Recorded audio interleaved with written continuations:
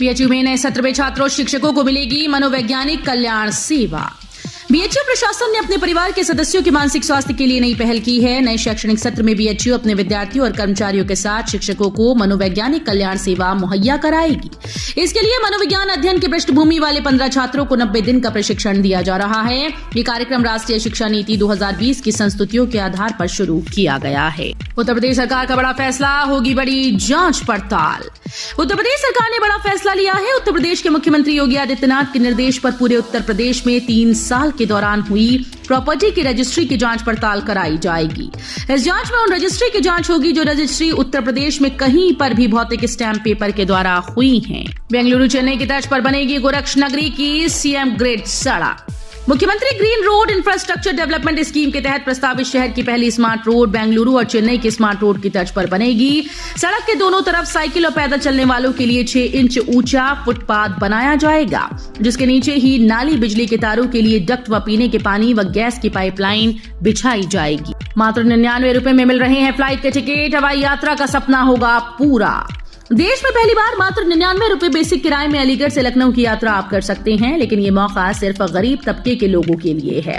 केंद्र सरकार की उड़ान योजना के तहत उत्तर प्रदेश सरकार के सहयोग से BDK group of flying wing का छोटा सा प्रयास है, जिससे कि ऐसे लोगों को हवाई यात्रा करने का मौका मिले जो हवाई यात्रा करने के सपने सजोए हुए हैं। लखनऊ में पानी चला रसातल, 10 साल में 160 फुट नीचे चला गया जलस्तर, मिल रहे खतरनाक संकेत। उत्तर प्रदेश की राजधानी लखनऊ में ग्राउंड वाटर लेवल लगातार नीचे जा रहा है। गीतापल्ली के आजाद नगर में 10 साल पहले 80 फुट पर मिलने वाला पानी अब 240 फुट पर मिल रहा है। ऐसे में नलकूप फेल होने से पानी की दिक्कत शुरू हो गई। इसे देखते हुए नलकूप को रिबोर करवाने की तैयारी चल रही है। तकनीकी शिक्षा के लिए मिलेंगे मुफ्त लैपटॉप। भारत सरकार व अखिल भारतीय तकनीकी शिक्षा परिषद के द्वारा विद्यार्थियों को डिजिटलीकरण से जोड़ने के लिए कई योजनाओं का संचालन किया जा रहा है, जिसमें से एक फ्री लैपटॉप योजना है। अब आप भी ऑनलाइन तकनीकी शिक्षा प्राप्त करने के लिए फ्री में लैपटॉप प्राप्त कर सकते हैं। बहेड़ी में गरजे सीएम योगी, कहा अब दंगाई जानते हैं, दंगा करेंगे तो उल्टा टंगवा दिए जाएंगे।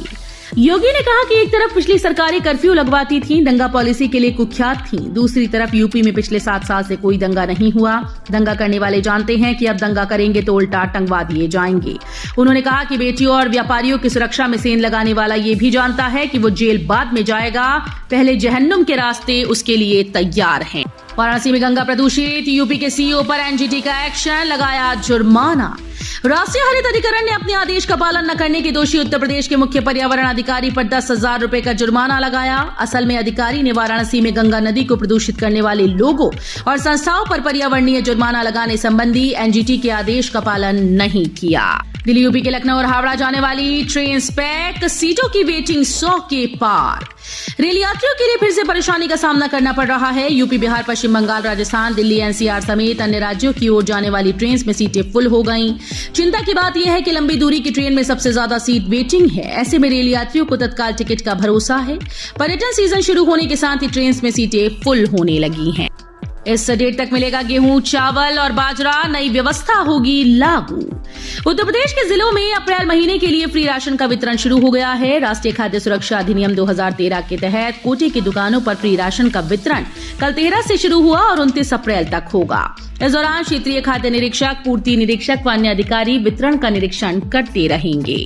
गर्मियों में वैष्णो देवी का बना रहे हैं प्लान तो और आसान हो जाएगा सफर। 3 स्पेशल समेत 6 ट्रेन की घोषणा।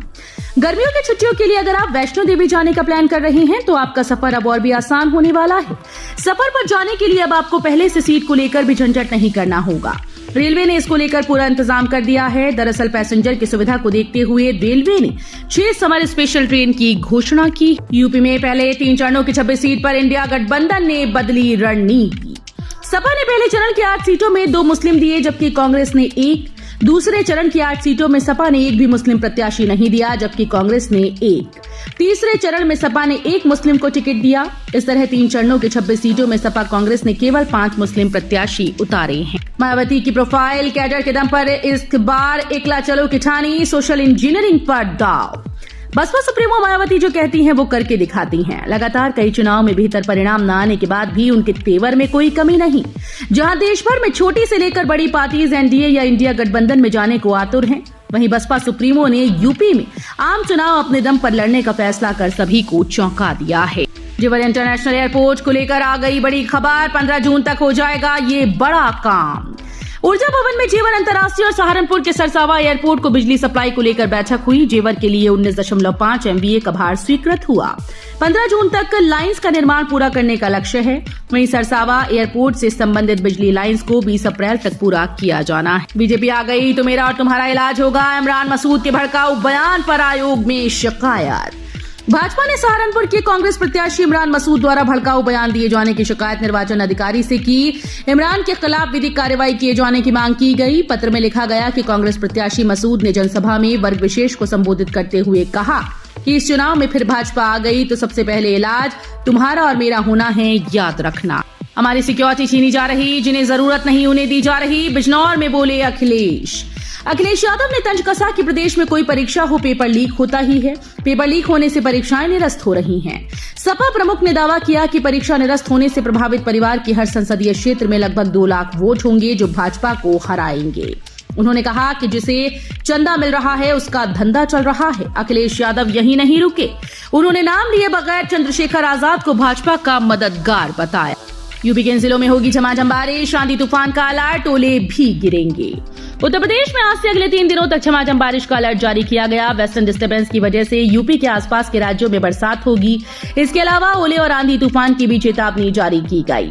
दिल्ली एनसीआर में शनिवार शाम को अचानक मौसम में बदलाव भी आया और कई जगह तेज आंधी चलती देखी गई। डीएम मोर्चा ने जारी की प्रत्याशियों की सूची। यूपी की 7 सीटों पर इन्हें दिया टिकट। अपना दल कमेरावादी के केंद्रीय कार्यालय लखनऊ में डॉक्टर पल्लवी पटेल की उपस्थिति में चली बैठक के बाद पीडीएम गठबंधन के प्रत्याशियों की पहली सूची शनिवार को जारी की गई। ये जानकारी देते हुए राष्ट्रीय कार्यकारिणी सदस्य अजय पटेल ने कहा कि पीडीएम उत्तर प्रदेश मजबूती से चुनाव लड़ेगी। शेष अन्य सीटों पर शीघ्र ही प्रत्याशियों की घोषणा की जाएगी। कांग्रेस के सामने पुराना प्रदर्शन दोहराने की चुनौती। 4 दशक से सीतापुर सीट पर झेल रही वनवास। सपा से गठबंधन कर लोकसभा के रण में उतरी कांग्रेस के सामने अब की पुराना प्रदर्शन दोहराने की चुनौती है। सीतापुर संसदीय सीट पर अब तक सबसे अधिक 6 बार कांग्रेस का कब्जा रहा। 90 के दशक में कांग्रेस का मजबूत किला ढह गया। इसके बाद से कांग्रेस सियासी वनवास झेल रही है। सीआरपीएफ जवानों को नकली ट्रैक सूट बेचने के मामले में बड़ी कार्रवाई। डीआईजी हटाए गए। देश के सबसे बड़े केंद्रीय अर्धसैनिक बल सीआरपीएफ ने नोएडा स्थित बल के ग्रुप सेंटर पर नकली ट्रैक सूट बेचे जाने के मामले में बड़ी कार्रवाई की। ग्रुप सेंटर के डीआईजी हरविंद्र सिंह कलश को तुरंत प्रभाव से हटा दिया गया। उन्हें सीआरपीएफ के नॉर्दर्न सेक्टर के आईजी दफ्तर में अटैच किया गया है। धनबाद की जमीन पर तांदी स्वाट की इमारत। करोड़ों की सरकारी जमीन पर सालों से है कब्जा। कानपुर के पौष इलाके बिरहाना रोड में धर्मार्थ एंटी ट्यूबरकुलोसिस चिकित्सालय के लिए आजादी के पहले 1 लाख रुपए सालाना शुल्क पर दी गई करोड़ों की सरकारी जमीन पर एक संस्था कब्जा जमाए बैठी है। चिकित्सालय के निर्माण के बजाय सालों से उसका व्यावसायिक इस्तेमाल कर लाखों रुपए किराया वसूला जा रहा है। बरेली समेत आसपास के जिलों में येलो अलर्ट। गरज चमक के साथ आंधी बारिश की चेतावनी। बरेली समेत पूरे मंडल में मौसम विभाग ने येलो अलर्ट जारी कर दिया। मंडल के चारों जिलों में अगले 48 घंटे तक मौसम खराब रहने के आसार हैं। गरज चमक के साथ आंधी बारिश को लेकर अलर्ट जारी किया गया। खराब मौसम में आकस्मिक दुर्घटना का खतरा बढ़ सकता है। मौसम विशेषज्ञ ने लोगों से मौसम में बदलाव होने पर सुरक्षित जगह पहुंचाने का सुझाव दिया। एलपीजी ग्राहकों की लगी लॉटरी। 12 सिलेंडर मिलेगी बम्पर सब्सिडी। केंद्र सरकार के द्वारा पेट्रोल और डीजल की कीमतों में लगाम लगाने की पूरी कोशिश की जा रही है। इसके साथ में एलपीजी सिलेंडर की कीमतों को काफी कंट्रोल किया जा रहा है।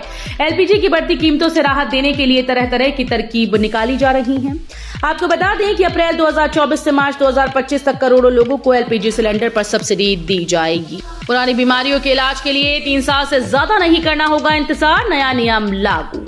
स्वास्थ्य बीमा में बड़ा बदलाव किया गया है। इसके तहत पॉलिसी धारकों को अब पुरानी बीमारियों के इलाज के लिए 36 महीने से ज्यादा इंतजार नहीं करना होगा। पहले इन बीमारियों के इलाज के लिए प्रतीक्षा अवधि 48 महीने थी। नया नियम 1 अप्रैल 2024 से लागू है।